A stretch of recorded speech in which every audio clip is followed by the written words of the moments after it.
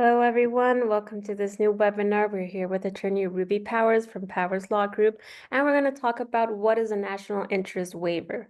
So Ruby, she is board certified immigration and nationality attorney. She has been licensed since 2008, and she founded the firm in November of 2009. So Ruby, the word is yours. Thank you, Maria.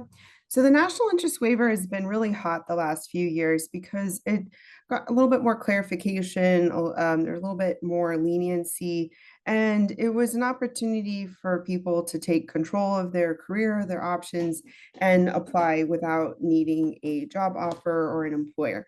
And so that sounds awesome. And so there's been a high success rate for the most part. There's been a lot of applications. And here at Powers Law Group, we have a lot of experience in this space. And so we wanted to have today's webinar. This doesn't take the place of legal advice, it's more informational. So we wanted to give this information to you. So last week we talked about the PERM labor certification. And so under this category, you can have a waiver if you hold of the labor certification if you hold an advanced degree, or can demonstrate exceptional ability and can establish the national interest elements. And so then you can file this on your own.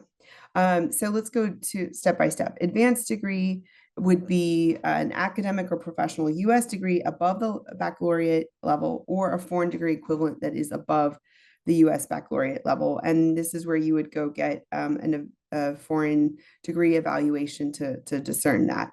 Now, in the absence of an advanced degree considered the equivalent of a US master's, you would need to have that bachelor's degree or foreign equivalent plus at least 5 years of progressive experience in the profession. And so that evaluation of the resume would be very critical, making sure that the job description, the duties implied or listed on the resume demonstrate that it's progressive experience and full time. Now, on the other hand, if you don't have that advanced degree, if you can show the exceptional ability, so a degree of expertise significantly above that of an ordinarily encountered in someone in the profession, you need to have a degree relating to the area of exceptional ability, letters of past employers showing at least 10 years of expertise, salary or remuneration demonstrating exceptional ability, and basically the higher the salary, the more it seems exceptional, or if it's beyond the typical market rate. Membership in a professional association, key ones. There are some that are very limited into membership and being able to show that prestige, and then recognitions for achievements and significant contributions to the industry or field.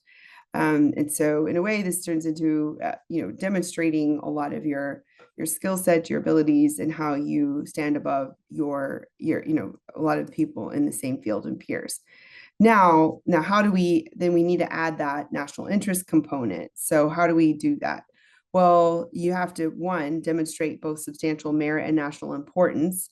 And that can change sometimes from administration to administration, but it can be consistent for the most part. And then two, demonstrate you're well positioned to advance on that endeavor, which means like not only are you in this substantial location in your career, in your space, in this that's of a national importance, but you can do something about it. You're positioned to be able to move the conversation forward, and because of the level in which you are and your expertise and skill set. And then it needs to, three, be beneficial to the US to waive that job requirement of an offer and thus the labor certification.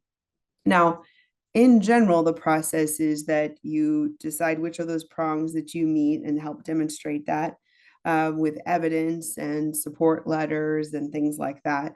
And then it's put together in the form I-140, which has a filing fee, and you submit all of that together with a copy of the ETA 750B.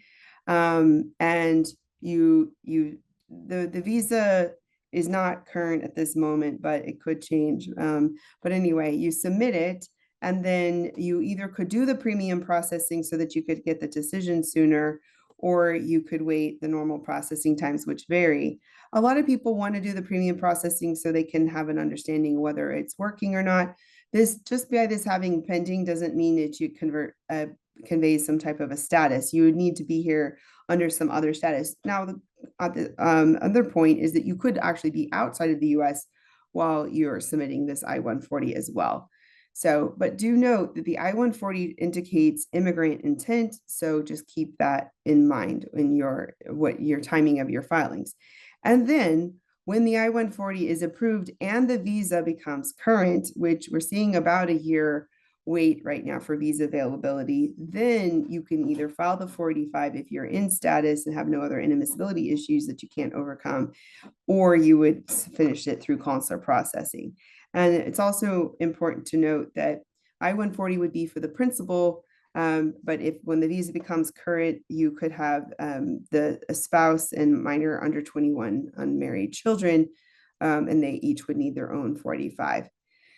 So some of the things that happened in the last few years was that USCIS placed a greater emphasis on the national interest when evaluating the petitions, including job creation potential, economic impact, and national security, and updated criteria for the exceptional ability require a degree in the field or 5 years of relevant experience. So there is premium processing for the national interest waiver. There was a time when they didn't have it for a little while, and then there was a graduated availability, but now you can submit it for all petitions. That can change in the future, so just keep a note about that.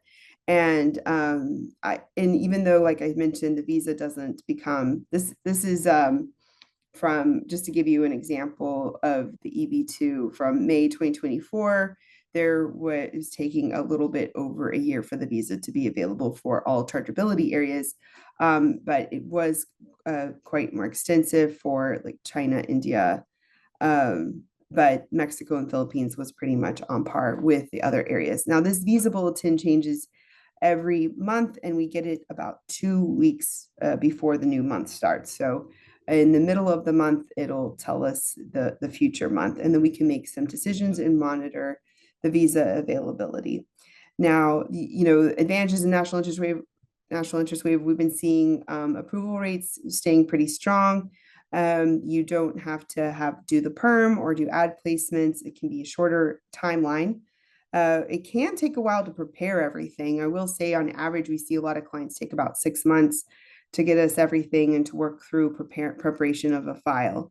It can avoid higher scrutiny under perm. A lot of times things change, like there can be everybody's over here at national interest waiver, and then maybe they'll go over to perm or something, or vice versa. So it seems to be a lot of all the rage in the last few years, that could have different scrutiny and changes under the Trump administration. So we'll see. There's no burden to have a recruitment to review the candidate.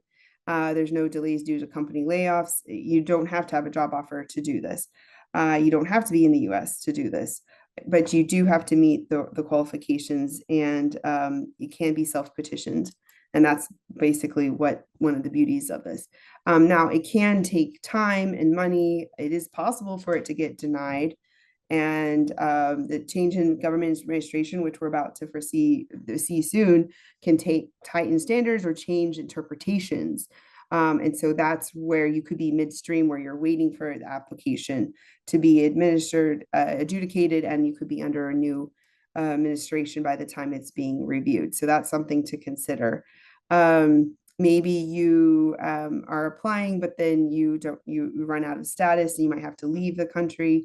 There can be some backlogs because there's been such a demand for it, and it is discretionary in some respects, and so there's a lot of variance in the interpretation, unfortunately, and their premium processing does exist for this process, so that's good.